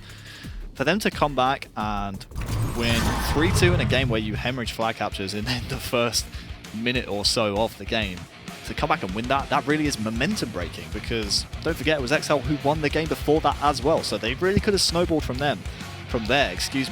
Slayer on Plaza, this like we said, is going to be the telltale sign. If they can grab the sniper and put some kills on the board with it, definitely winnable for them. They have to remember the overshield as well. But yeah, this game type definitely favors the more drilled squad, and it's definitely XL that are more practiced. So just watch out for that going forward. They're actually 2 and 5 on this game type in scrims, but like we said, scrims not really the most reliable source of information, but also they have more game time on this map than the lads do. Lads only played 3 games, 1 and 2 on this map. So again, watch out for that going forward, and Shady with the snipe and Zer with the overshield is the perfect start for them here on Plaza. So, taking a wander around, let's have a look at some of the players. Look who's got a sniper rifle, the Frenchman himself, Shady hard scoping in on Cafe. We're going to turn off these player outlines. Just like old times, we don't know what's coming, and, you know, I love seeing this, especially at some of the events. You just have no idea. You're watching down the barrel of the scope and anything can happen. Anything like that where you get a no-scope and your teammate does give you some support. So they're really helping out Shady. Unfortunately, though, Riots is left unchecked, Harry. That's a big kill. Yeah, it is a big kill, and lucky for the player right there that the sniper needed a reload, because that man was... He'd have got that. Yeah, he would have got it. We saw on Coliseum he was hitting those all day long. Sniper's still up, and it's going to be more going to grab that one, and there we go. So... yeah, Sniper changing hands early. For now, the objective for XL, you can see on the player outlines, most of the lads trapped in Tram and Yard. Make sure they stay there and allow Morga to go to work with this sniper. He's checking the blue spawns, but doesn't quite have all the information readily available to him that most of the lads players are trapped around that area. That's really a shot he should have hit, and he knows it too. Makes up for it, though, on that tough one on Lunny. Very nice from him. I expected to see him watching top gold. Instead, though, he gets the call. Look at this aggressive push and look at where his teammates are flooding to. I like how he's just following behind. They're kind of leading the charge, clearing a path, and then he can kind of get into a position where they can set up. One of his teammates goes back to give him some support, because if he's left on his own here, not only will he die, he'll also lose a very big power weapon. Yeah. This is why I love having the player outlines on. Obviously, it's great to see the action as the players see it. Not sure if Morgan's actually aware for this player. He's just sneaking down there in the loop. People know about him it's now. happened, yeah. Oh, almost gets traded off. But the reason I love having the player outlines... oh, he hits the no-scope on the player picking up the overshield. That is a huge kill from Morga. I have never seen anything like that. Nails the shot, first time. OS guy goes down, and that's gonna hurt. That's gonna hurt. I've never seen anything like that. That is the most clutch shot I think we've ever seen in the European Pro League. Completely off record. I've now seen the barrel kill twice, so the barrel's definitely in play this game. Okay, yeah, MVP. MVP is back. We've seen him a few times in Pro League. Does he have more kills than any of the players? Same amount of kills as Mo's so far, so yeah, definitely watch out for that. That no scope though. It was on the fact that he's got a double again. It's an incredible shot, no doubt. But on the player picking up the overshield to burn that player off, it just elevates that clip to a next level. Oh, I see you have the overshield. Nah. It would be nice if somebody took it. Down he goes, reversal. Mo's not having the best of games, unfortunately, as he falls again. I think there's only about 3 kills in the bag for him. 17-21. XL certainly have woken up, and they're not on full tilt as we expected them to be. 2-2 is your current series score. 22-19. Respectful picking up the sniper rifle, wants to try and tie this one up and really get his team in check. Only a 3-kill deficit, 8:20 remaining on the clock, Harry, so everything's still to play for. But talk to me about where he is. He's fair enough, he's down here on Hotel, unfortunately, on his own. Yeah, tough kind of position to play right there. He wanted to try and pick up that player that was peeking top gold. Very easy to hit that shot when you're down at Hotel, but we can see XL doing very well right here, pushing out early. What I did want to say was, with the 8-minute mark approaching, that overshield's coming up. So you want to make a team decision and push to either where Morga is right there towards the nest, so you can sprint around and have a lot of cover towards top middle to pick up that overshield, which is coming up soon. Or try and get to blue where Lunny was. He was just sniped though, and now it's going to be the overshield into the hands of Morga, who made the play on the last one. If he's not careful right here, could be noob comboed, and I do believe he is. So that overshield, definitely a non-factor, but he's going to ground pound down and is bagging the floor to let him know too. And check it out, 9-kill lead from XL. The questions have been answered so far in this game. It's definitely on the lads. No. And Morgan's just bagging everyone he sees. How many kills is this man on? Is he, let's have a quick look. Bring it up in a second. 12. 12 kills here for Morga, doing incredible stuff. Curse of the caster, as soon as we do that and call him out, he actually goes down. Warlord still with the sniper. As soon as you turn off that player outlines, a face appears, and unfortunately his life is ended. So they're going to be spawning over here as well and running towards him. Now he's going to run away. But look at the support, Harry, on the screen. You can see the dot on the radar. We did just capture a glimpse of this player.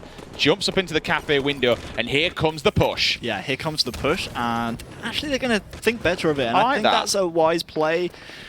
Actually, I'm not too sure. I mean, they could have pushed in. I was going to say it was a wise play because if Warlock gives up this sniper, it allows them back into the game, but it's only got 1 bullet in it. So I almost would like to see them just try and push in and try and trade off that player, because otherwise it's just a needless +1 for the lads to grab. I mean, you say that, Harry. You kind of mentioned how you didn't like it initially, but the one thing I did like is how all of them said, okay, one's down, let's back off. Sometimes when you watch these teams, you'll have these scrappy players that don't read the call and they'll just go in on their own and they'll give away needless deaths. But the better side to that is that they all backed off together. So check it out right now. What we have at the moment is XL trapped in the yard. I want to swap over to Zer right here because he's got the plasma pistol. The overshield comes up soon, as well as the sniper. The sniper's already on the field, but I like the decision from the lads right here to push 2 over to blue so they prevent any of the XL players trying to get to blue to get to that overshield. The next man in the area for the overshield is going to be Morga. He had the timing on the last one and he grabs this one too. Very important he did so, because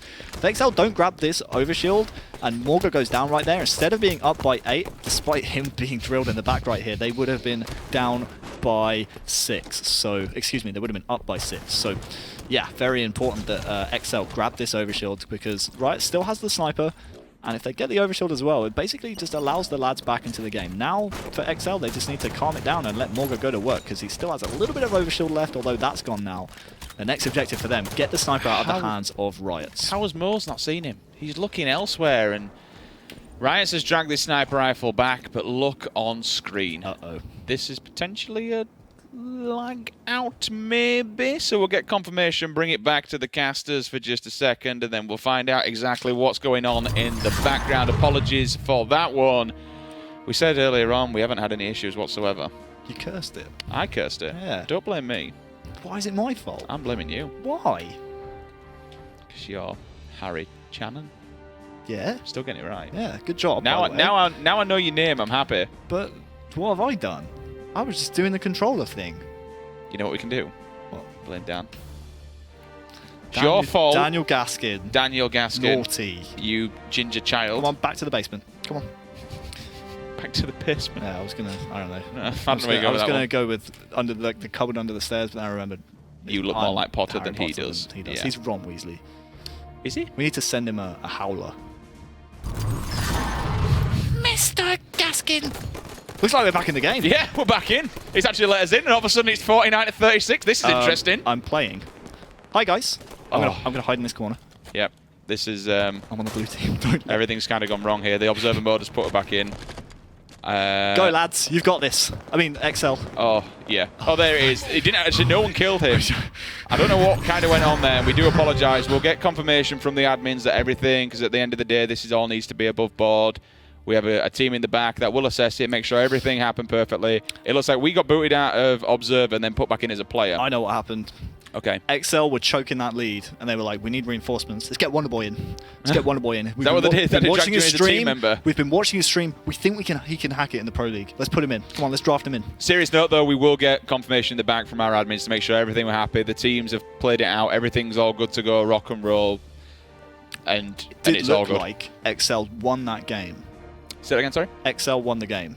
Straight up? So if the result stands, it's currently 3-2 in the series to XL. Well, we have had confirmation. Nothing happened derogative to any of the players. It didn't impact the game whatsoever. So the score will stand, and XL, they will take the victory. No one killed you then whatsoever. I was ready to play, Everything's fine. Everything's good. We're going to move on. We're going to move into this game number 6. XL potentially taking this best-of-7 series. Eden Strongholds, Game 6. Strongholds. It's a bit wild. It's a bit wild. It's a bit of a wild one, It's a bit of a wild one, especially on Eden. Now, the people who do like Eden are French people. Yes. And there's a French player on XL. I'm just gonna go this complete direction. The French like Strongholds. Top tier analysis. Do you like that? Yeah. The French like Strongholds. There's a Frenchman.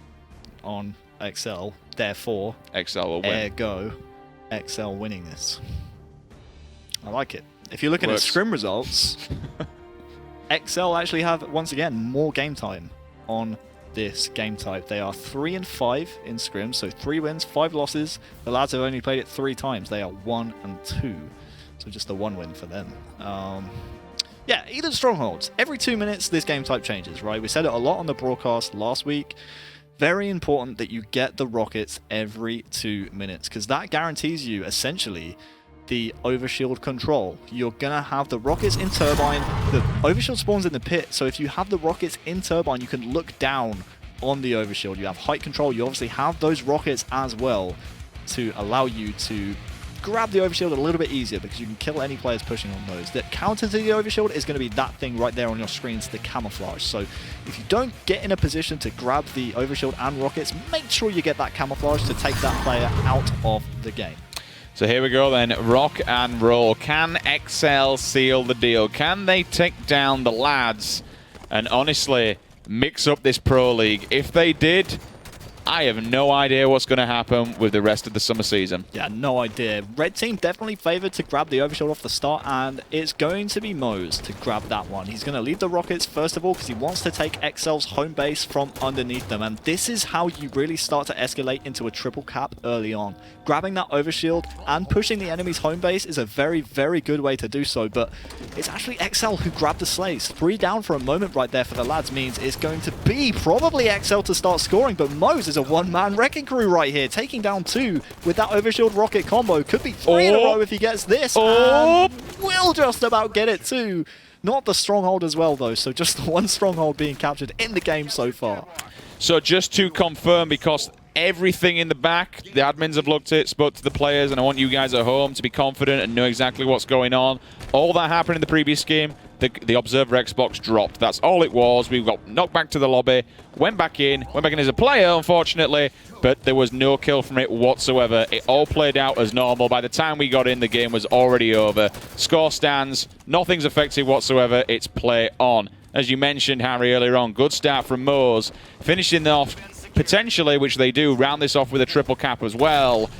So now, here comes the real aggression of lads, the one that we kind of been missing so far this series. Yeah, there's a couple of objectives right here for XL in the next 30 or so seconds. Check out the timer in the bottom right-hand corner of your screen. When that ticks down to 10 minutes, the 10-minute mark, that rocket launcher is going to be coming up. So desperate team for Strongholds right there from Zer, isn't really the kind of play you want to be making at this kind of juncture of the game. They will break the triple, which is their first objective. The next one, get away from this tower. If anything, Lonnie just wants to keep them here, and that's kind of what he's doing by contesting that. It went for the stick then. As long as XL are at this tower, they're so far away from those rockets, and check it out, Moze has grabbed those, and this is what we were talking about. Once you grab these rockets, you're in such a great position to look down on top of the overshield, and it pretty much guarantees your team that power up. I was just about to say lovely trigger discipline previously to beat down the guy with the rocket and then kill him with a gun instead.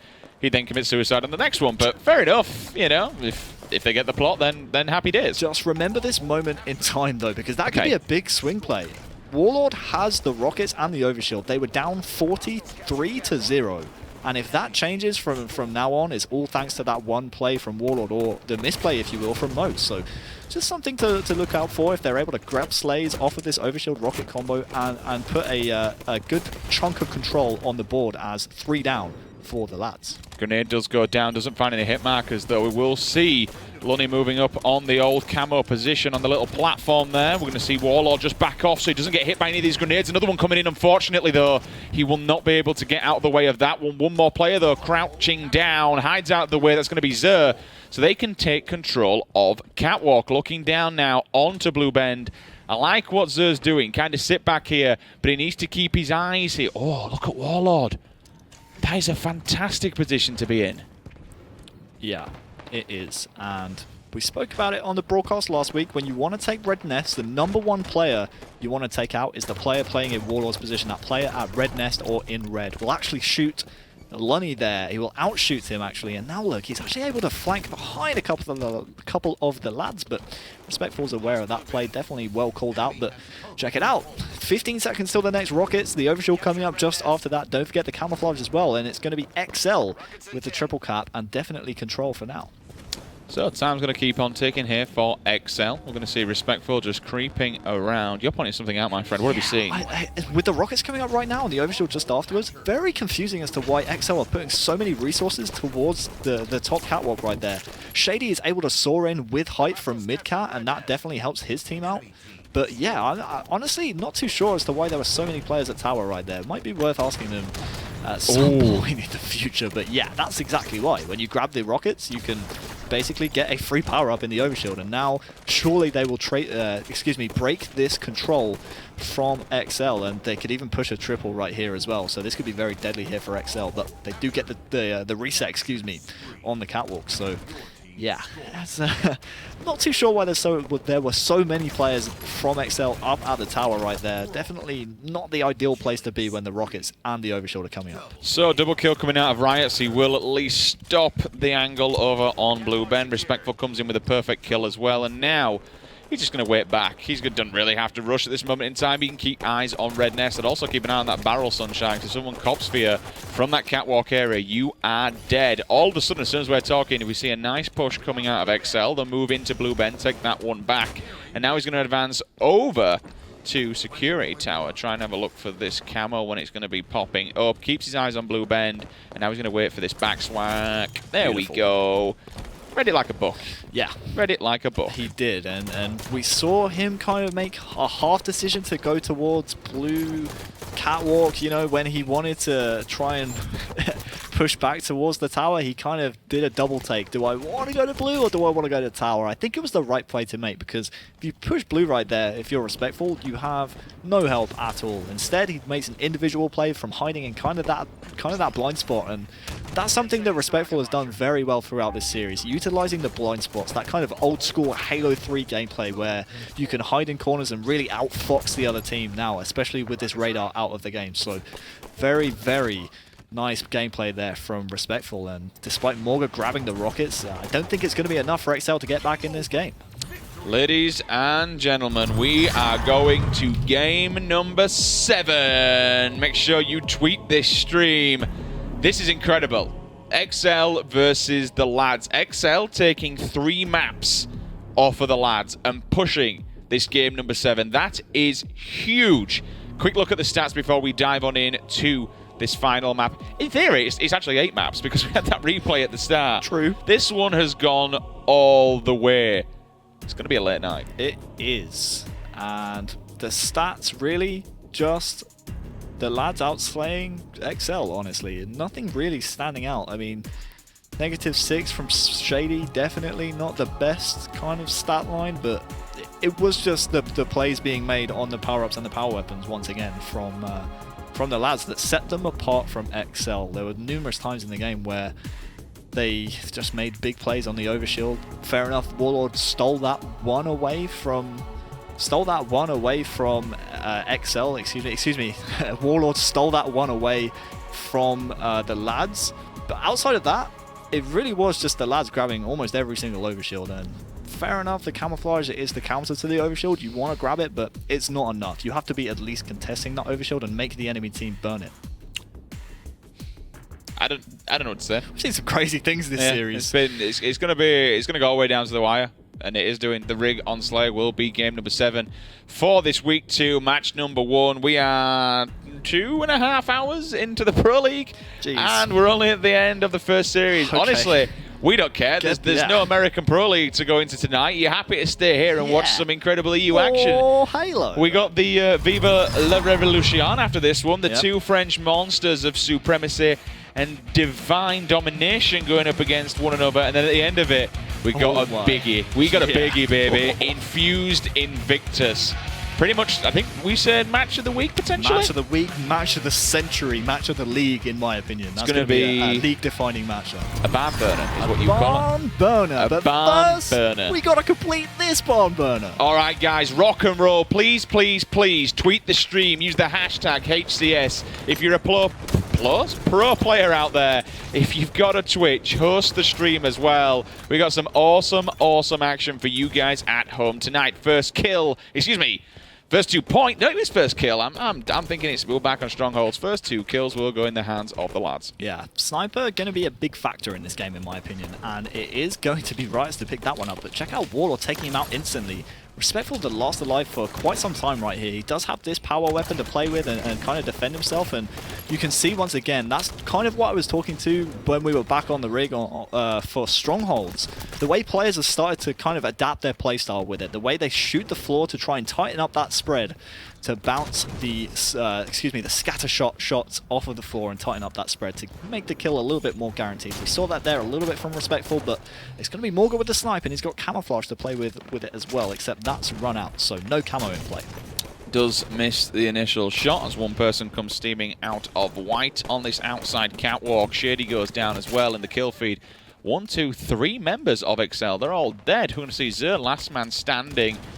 Just been a bit of a nuisance over at Tower 1. We're going to see the fresh scatter shot will come, and it will fall in the hands of a lad's player. Scoping down, making sure there's no more players just hovering around. And the tendency, I mean, he's in the best place with the sniper, let's be real. He's got a scatter shot to his left-hand side, Harry, blocking anybody. That's going to be Riots on the outskirts. Blocking anybody coming up. Christ, game 7. More than pride's on the line here. Thank you, Flash.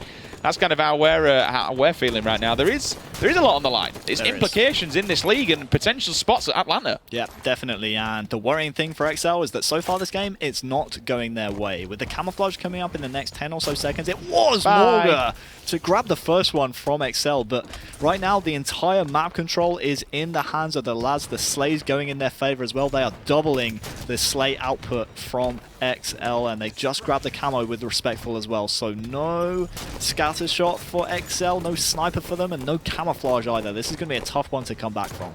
Yeah, this isn't nice whatsoever. Oh my. As another player will lose his brain. And honestly, I just kind of want to watch this one play out, to be fair. There's not really much can be said. As you mentioned, Harry, they had all the toys, they had all the goodies. They've now got map control. They don't have to rush, they don't have to push. XL have to do the dog work. They have to do the heavy lifting. They have to push the lads. But unfortunately, we got a camo, we got a sniper in the hands of Respectful, and he's more than happy to find a few faces and crush a few skulls. Beautiful angle there as well, but very worrying the fact that, yeah, once again, the new snipers come up and Respectful's just picked that one up. Though he is the last alive, so if I'm XL right now, I'm pushing forwards. I'm putting pressure on these carbine spawns. If you know Respectful's over here with this new snipe, you can't let him do this. You can't let him grab that new snipe when he's last alive and get away like that. They really should have pushed him, collapsed on those spawns. And yeah, if he goes to work with this sniper, it's basically all of XL's doing, because Respectful there was last alive, and yeah, you can't let him get away with a second sniper in a row, and they deserve everything that's coming to them right now if Respectful starts landing some faces. 21-13, 8 minutes and 22 seconds on the clock. A lot of work to do from the side of XL, but hey, up, this could be an easy kill as he comes flying around the corner. The bait is beautiful. Jebaited. Jebaited. And a second. Give me a third, Sunshine! There it is! See you later. It's not a triple, but I tell you what, it's a bloody good set of kills. Respectful is an absolute monster. No, XL, you regret letting him get away with that sniper now? That's why you should have pushed him, boys. This man just does not ever miss with this weapon. Look at him just lining up no scopes. The wall prevents him from grabbing that one, but not only do they have to contest with Respectful right now, running Riot with this snipe, they also have Riot himself with the scatter and camouflage. So yeah, this is pretty much done and dusted for a Game 7. If you thought you had issues before, well, let me tell you, I've got news for you, Sunshine. As you mentioned, Respectful with one set of tools with the sniper rifle, trying to get some angles over here, and on a running Riot still, I do believe. And then you've got Riot himself, camo, scatter. I like the player, back off, why bother pushing in? You've got a power weapon, you've only got one bullet, he will go down. That power weapon could be an easy kill for Warlord should he find a player up close and personal. Lunny just hands Shady a care package and says, here you go, Dude. take that and get out of here. Respectful comes in with the cleanup. Please be a joke. God, if he'd hit that. Respectful is just disgusting, man. How can you let this guy get away with snipers, man? He was last alive. You should have pushed him, XL. This game is near enough over. Barring a miracle, there is nothing that can get XL back in this game. Simpsons meme. Stop it. He's already dead. Oh. Sit back and enjoy the ride, ladies and gentlemen. Because I tell you what, the lads, they are on fire. Mr. Brandon Stones himself with that sniper rifle, who we will have an interview with after this matchup. 21-35, kill gun in the hands of Shady. It's not over until it's over. You know, we've seen games like this, Harry. Comebacks, they are real. They are rare, but they're real. They need a miracle. They really do. I mean, the miracle is grab the sniper, stay alive, grab the camouflage, stay alive, make sure you get the scatter shot too. But you can see on the observer mode panels, top left, Riots actually still has the scatter in his back pocket. Whether he still has ammo in that thing, even if he doesn't, which he actually does. But even if he didn't, he was keeping it out of the hands of the enemy team. They don't grab the sniper, it's going to be Lunny with that one, and Respectful, Riots and Lunny all combining to take that player down right there. And yeah, just 12 kills away. XL, they need to watch their deaths. They need to get the power weapons out of the hands of the enemy team. And uh-oh, it's Brandon Stones with the sniper again. He's going to run though. He does have a teammate there to give him some support using the Spartan charge. For about the third or fourth time we've seen him now, just using it to get round corners. Catches the camo guy. Camo guy goes for a ninja. Not today, my friend. See you later, Morger, as he will go down. Eyes on the prize up at Tower 2. Grenades go down. No hit markers will be found. One player goes flying through the air. Most comes in with a double, gets answered back and trades off at least with Zer. But they only need 8 more kills, Harry. They're just going to count this one down. Yeah, absolutely. The start of Deadpool, where he's kind of counting down the bullets, counting down the kills. He is, man. This guy is off the charts crazy. Let's count him down. It's just a respectful show, and I hate to keep going on about it, but dude, like, I'm shaking my head. I'm shaking my head, man. Like, how could you just rewind? Just rewind back to the start of this game where Respectful was last alive and grabs the snipe and stays alive when he was already weak. Just go back to that. And if XL make that kill happen, none of those kills, none of those snipes from Respectful happen. And remember, every kill you get with a snipe is untradeable, and as a result, the lads will stake in a game. I'm going to applaud that one. Absolutely. I'll applaud it too. Brandon Stones, Respectful, man of the hour. What an absolute machine this young boy has become. Incredible stuff from him. We'll bring up the stats in just a second to show you. You don't want to see it. Is it disgusting? You don't want to see it. Look at the deaths. It's how the living hell do you go plus 17 in a game 7? Just Brandon Stones things, man. Some American team needs to pick this guy up. He is literally world class. Power weapon kills. 19.3 KDA, 2.6k damage. 12 sniper kills. Sorry, 11. 11 sniper kills. Oh, just that's okay then. Casual running riot. Why not? This is fine. This is fine.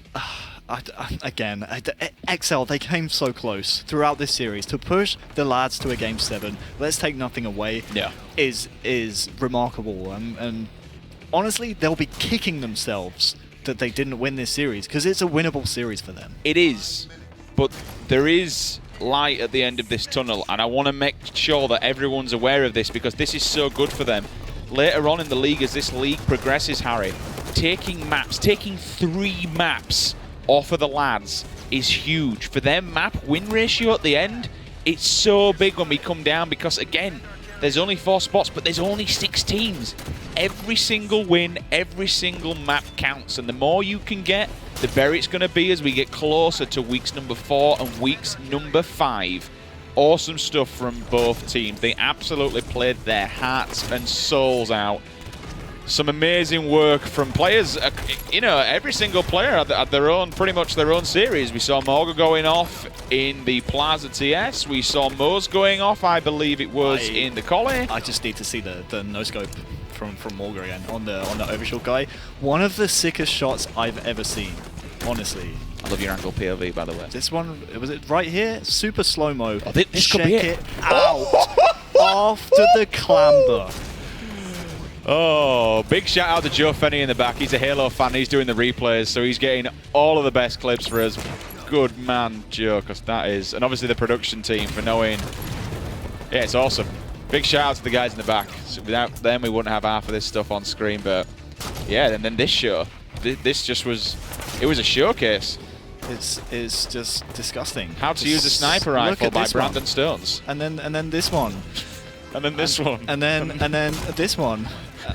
And then this one. It's just disgusting. There's no other words for it. Ooh, amazing.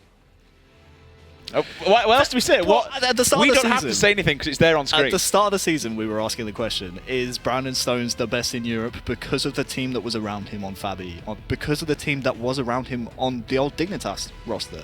This is arguably, and a lot of people would agree, a weaker team than both of those lineups. Without question. And he is still putting up stats and putting up performances like that. Well, you know what?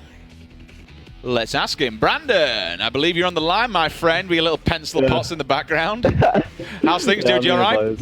Yeah, I'm feeling good, man, because that, well, I think it secured our spot for America now, so I'm happy. Oh, potentially. Potentially, it's a good Potentially. point. There's a few different things going on in the background. Yeah, 2-0 in the league. That would make you mathematically, what, 2-3, the worst you guys could end up. So yeah, I guess potentially it could. Yeah, good point. So, either way, congratulations. Obviously playing out of your mind, Brandon. Everyone's kind of wondering, how does it feel not being with the Fabi roster now? That was the big thing. Obviously, back-to-back, we know what went down and we know all the stories and things like that and things happened, but how does it feel from you as a player from being at the very, very top? I mean, without doubt, and again, not taking anything away from Excel, but I think that would have been a 4-0 if that was the Fabi of old playing them. How does it feel playing on a different roster now compared to, you know, what you've been doing in previous seasons? I mean, we played with an old Fabi team like a long time, so we had time to gel together and be better. I mean, I'm not gonna lie, I do miss the old team, but obviously stuff happens, people's personal lives, whatever. But I do miss it. But I'm happy to play with any team. To be fair, I'm just gonna give it my all the time, just try as hard as I can. Well, I mean, you were giving it your all in that Game 7. There was a particular point on Rig Slayer, Brown, where I just have to ask, were you surprised that you escaped with that snipe when 3 of your team went down and then you just went on that insane rampage with the snipe? We watched all of it. We had it all on stream, so you can go back and watch that yourself. We were just loving the shots, but were you surprised that they let you stay alive right there? No, I had my Nikes on, so it's all right, man. Other shoe brands are available. I like Doc that. Martens. The DMs, he's got the DMs on. Brandon with his little jacket on. Brandon, we do need to cut this one short. Obviously, we've got a lot of time. First of all, I want to say congratulations to yourself. I do know, and I have seen your pencil pots on stream. You started recently streaming, so if people want to watch it, keep up to date with you, where do they need to be going? It's twitch.tv/respectful, but it's spelt wrong. But I'm sure HCS.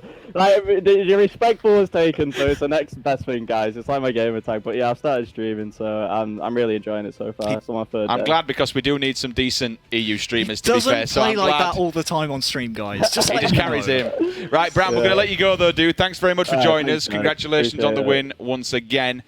And that's going to be it, guys. Game number 1. That's it for the first series. It's been absolutely wild.